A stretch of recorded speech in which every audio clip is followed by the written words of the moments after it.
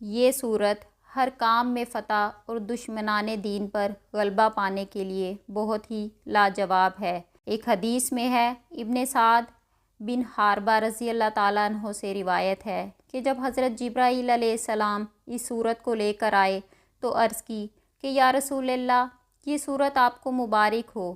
حضرت جبرائیل علیہ السلام کی مبارکباد کے بعد صحابہ کرام رضی اللہ تعالیٰ عنہ نے بھی حضور صلی اللہ علیہ وآلہ وسلم کو مبارکباد دی۔ حضرت عمر رضی اللہ تعالیٰ عنہ کو حضور صلی اللہ علیہ وآلہ وسلم نے بلا کر فرمایا کہ اے عمر، مجھے اس صورت کے بدلے میں کوئی اور چیز پسند نہیں جن پر سورج طلوع ہوا ہے۔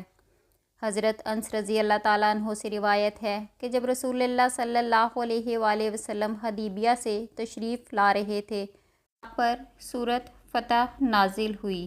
حضور صلی اللہ علیہ وآلہ وسلم نے فرمایا کہ مجھ پر ایسی سورت نازل ہوئی ہے جو کہ مجھے پوری دنیا سے محبوب ہے۔ پھر آپ نے سورت فتح کی پہلی آیت پڑھی۔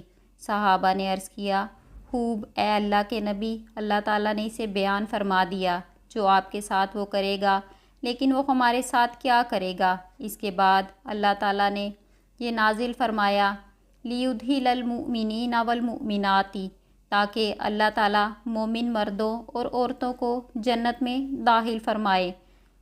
حضرت عبداللہ بن مغفل رضی اللہ تعالیٰ عنہ فرماتے ہیں کہ میں نے رسول اللہ صلی اللہ علیہ وآلہ وسلم کو فتح مکہ کے روز اپنی سواری پر سورت فتح کی تلاوت کرتے دیکھا ہے۔